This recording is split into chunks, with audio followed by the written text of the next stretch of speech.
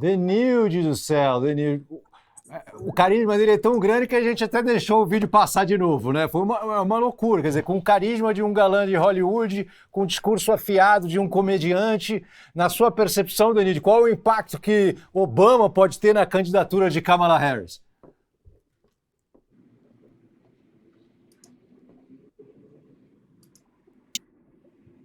O discurso dele, mas o discurso da Michelle Obama também foi considerado muito bom. Então, e foi um gesto do casal Obama, que é muito importante dentro do partido. Então, ele traz aí toda a ideia de união do partido frente à Câmara, traz a ideia de que é possível vencer a eleição, apesar de todos os desafios que o partido encontrou até agora. Então, ele tem essa capacidade que você falou de energizar a base, né? A convenção, ela é este momento de engajar o eleitor, que já é o eleitor cativo, é dizer, olha, é possível, né? Vamos ganhar esse impulso. E até num artigo do New York Times, do Washington Post, não me lembro bem qual dos dois, colocou assim, o Obama traz aquele feeling, aquela sensação de que é possível vencer.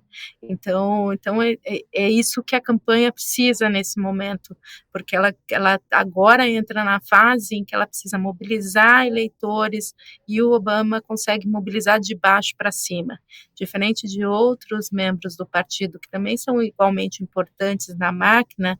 Ele tem essa capacidade de ser para além da liderança tradicional, e consegue energizar aí os grupos que tinham alguma dúvida quanto à eleição e a possibilidade de vitória da Câmara. Então, acho que essa é muito fundamental. Para ela, é um apoio essencial dentro do partido e fora do partido. A gente tem que lembrar que a campanha dele foi esse momento, né, um grande momento de mobilização das bases, né, do advocacy do pequeno doador, da pessoa que se envolvia como voluntária para conseguir atuar na campanha. Então, é isso que a Câmara precisa, especialmente nos estados em que vai ser decisivo o quanto as pessoas estarão mobilizadas a favor dela e contra o Trump. O Trump também vai usar essas ferramentas para mobilizar sua base, mas ela ganha aí um peso grande de apoio com os Obamas.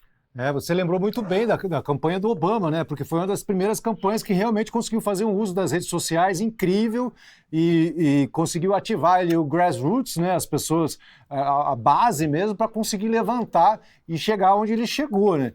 Agora, a gente sabe que o vice também é muito importante, né? E a Kamala escolheu o Tim Walz. Agora, como é que a trajetória política dele, que é ex-professor e governador do estado de Minnesota, pode influenciar a decisão dos eleitores de trazer mais votos para os democratas também? Você achou que foi uma escolha acertada?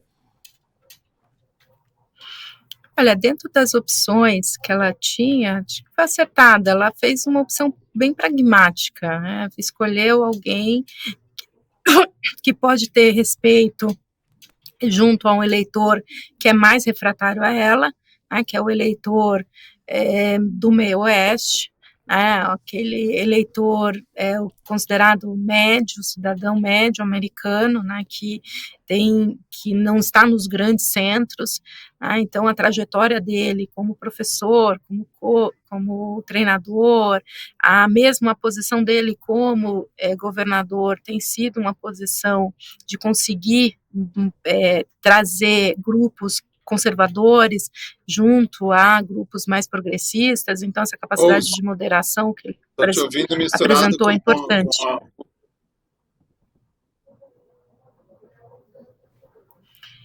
Então essa mudança, né, essa capacidade que ele vai ter de construir essas pontes, que ela provavelmente teria mais dificuldade, esse acho que é o grande ganho.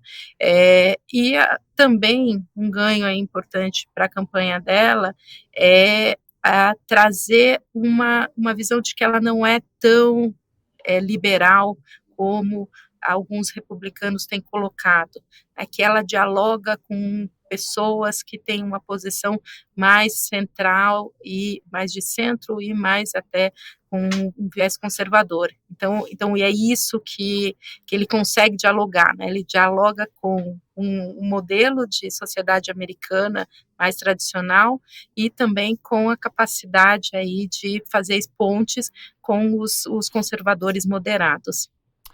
Teve um momento ali Então ela ganha em termos também, desculpa, e Imagina. aí com isso ela consegue atingir o eleitor independente, que é também muito importante nessa eleição, uma eleição muito competitiva, Kazek. Qualquer voto vai fazer muita diferença lá no final da contagem dos delegados. Com certeza, e as coisas mudam muito rápido, né? Você não pode confiar muito nas pesquisas, por mais que a pesquisa faça um retrato ali, e rapidamente as condições mudam e as coisas, haja visto o resultado das pesquisas que a gente viu agora, eleitoral, sobre a corrida aqui a prefeito de São Paulo. Denilde, me diz uma coisa, teve um momento ali do discurso que foi muito interessante, que o Obama estava elencando assim, as várias bravatas de Donald Trump, e a plateia começou a vaiar, né? E aí ele fala, não vai, vá votar, sai para votar, sai para votar. A gente sabe que isso é muito importante lá, um dos esforços que os democratas têm feito é justamente para que a população saia de casa e vote, né? E que vá até lá, enfim, e faça a sua parte.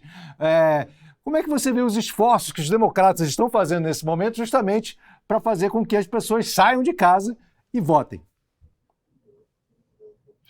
Isso é decisivo, né? Essa eleição é ainda mais decisiva. Que foi um ponto importante para a eleição do Obama, ele mobilizou para as pessoas para irem votar, e também do Biden, e essa sempre tem aí o olhar sobre o que aconteceu para Hillary, né? Ela mobilizou em grandes centros, mas não mobilizou nas pequenas cidades, então ela ganhou muito bem no voto popular, mas não no colégio eleitoral, que ela teve menos de 270 delegados. Então, aí o Trump foi eleito pela primeira vez. Então, essa aqui é a questão, né? Porque as pesquisas mostram o engajamento, mas as pessoas precisam ir lá votar. A gente sempre tem que lembrar, é um dia da semana, já é inverno em muitos lugares, um inverno já bastante rigoroso em muitos lugares nos Estados Unidos, então a desmobilização para não sair de casa é bastante grande para alguns eleitores. E ela tem também um perfil de eleitor que tende a não votar. Eleitores negros tendem mais baixa participação em alguns pleitos, eleitores jovens também têm baixa participação no dia da votação, então esse empolgamento tem que se refletir nesse processo. As estratégias são e ela tem pouco tempo para fazer isso, porque ela assumiu agora, né? Então não é uma campanha que está sendo construída da base, desde lá das primárias. É uma campanha que vai ter que fazer isso de forma mais rápida do que a gente tem em outros casos, quando você tem todo o processo das primárias que vão construindo a base e o convencimento para votar no dia da eleição. A estratégia é adiantar o voto pelo correio, né, nos lugares que permitem essa estratégia, conseguir levar conjuntos de eleitores para que eles de fato tenham votos tenham uma participação no dia do dia. E outra estratégia é uma estratégia muito voltada para a questão. Desculpa, Imagina. acho que caiu.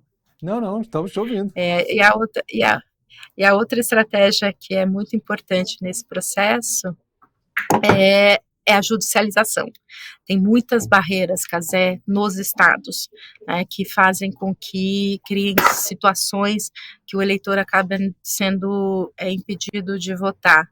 Então, os democratas têm toda uma estrutura jurídica para acompanhar qualquer regra que surja nos estados que possa gerar algum impacto no dia da eleição. Então, e isso é muito forte para os democratas, de fazerem ações para que nos estados, e diferente do Brasil, a gente sempre lembra isso, não tem um TSE, né, não tem um órgão que cuida disso, do processo eleitoral como um todo. Então, cada estado pode estabelecer regras de funcionamento do horário das urnas, de locais de votação. Então, você tem muitas regras que acabam podendo impactar. E aí, essa estratégia jurídica é uma estratégia que eles já tinham estabelecido na eleição do Biden e vão voltar novamente a estabelecer nesse ano com uma estrutura bastante ampla. Muito obrigado, Denilde. Até a próxima.